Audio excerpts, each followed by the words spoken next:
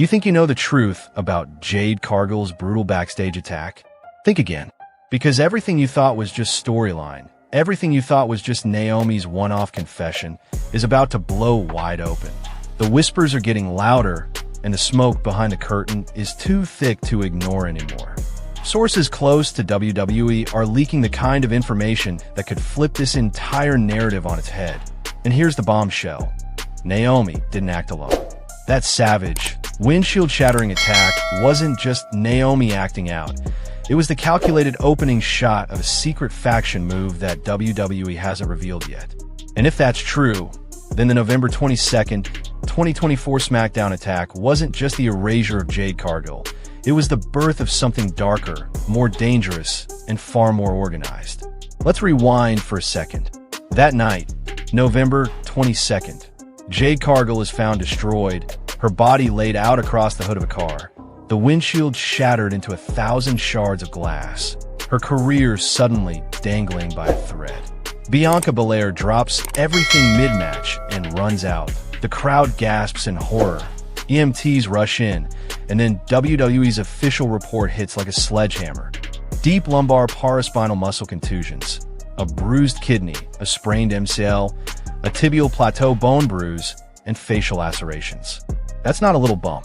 That's not a kayfabe scratch. That's the kind of damage that sidelines an athlete for months, maybe longer. Fans were left stunned, commentators were speechless, and the speculation machine went into overdrive. Was it storyline? Was it real? Was WWE covering up something bigger? Fast forward to March 7th, 2025.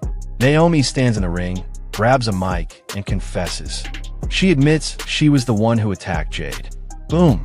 Just like that, months of mystery are wrapped up with one shocking admission.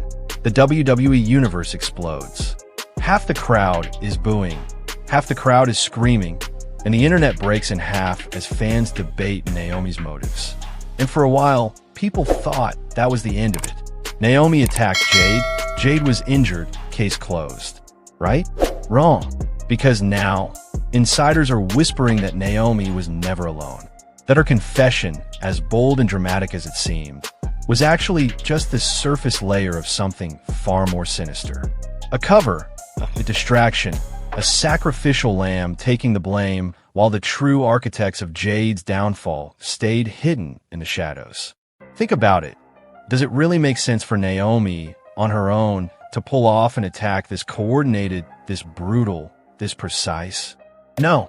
The shattered windshield, the timing, the execution, this wasn't sloppy rage.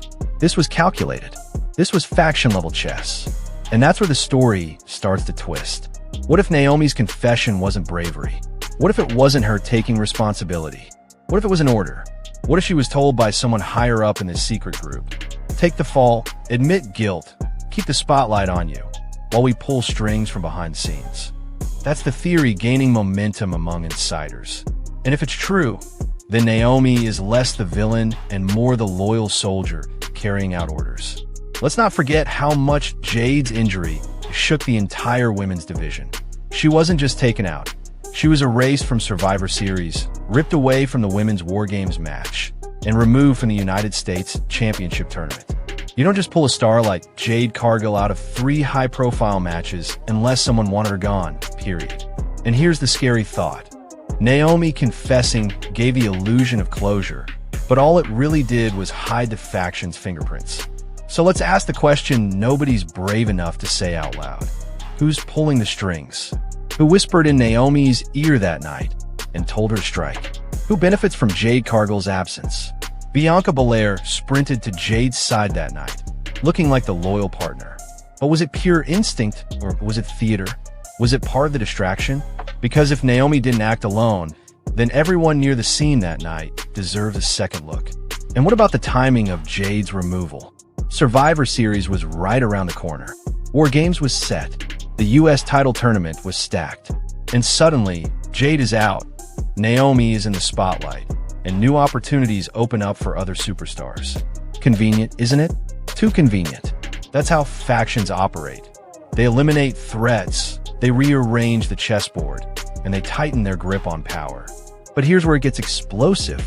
Some sources believe that this isn't just Naomi and a few allies. No, this could be the seed of a women's division takeover, a secret alliance slowly forming in the shadows, biding its time until the moment comes to step into the light and reveal themselves. And if that's true, then Naomi's confession back in March wasn't the end of the story. It was just the prologue. The faction hasn't even shown its full hand yet. So imagine this. Naomi steps up, takes the heat, lets the world believe she's the lone wolf villain. Meanwhile, behind the scenes, the faction grows. Recruiting, plotting, waiting.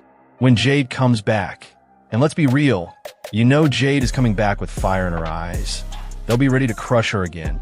This time not from the shadows, but right out in the open. Jade's comeback feud won't just be against Naomi, it'll be against an entire army. And that, my friends, is how you create chaos in WWE.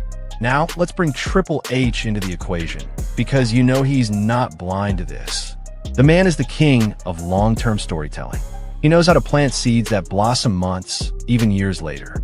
What if this faction angle has been in the works since before the attack? What if Jade's real-life injuries just gave creative the perfect excuse to make it even more brutal, even more shocking? Think about it. WWE doesn't just let major stars vanish without a payoff.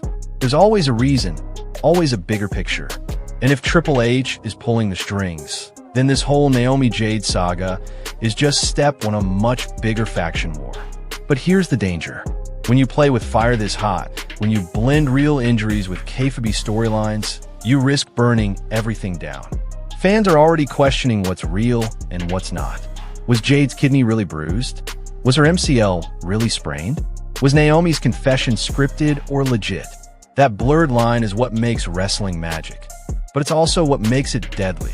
If the fans start to believe that WWE is hiding a real faction behind fake confessions, the paranoia will explode.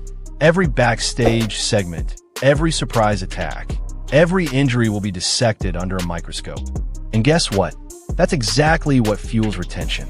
That's exactly what keeps fans glued to their screens, desperate for the next twist. So let's dig deeper. Who could be in this secret faction? Naomi's the obvious front. But look around. Who has motive? Who has been overlooked, sidelined, itching for power? Some say Bianca herself. Others whisper about veterans like Asuka or Bayley pulling strings from the shadows. And don't rule out newcomers.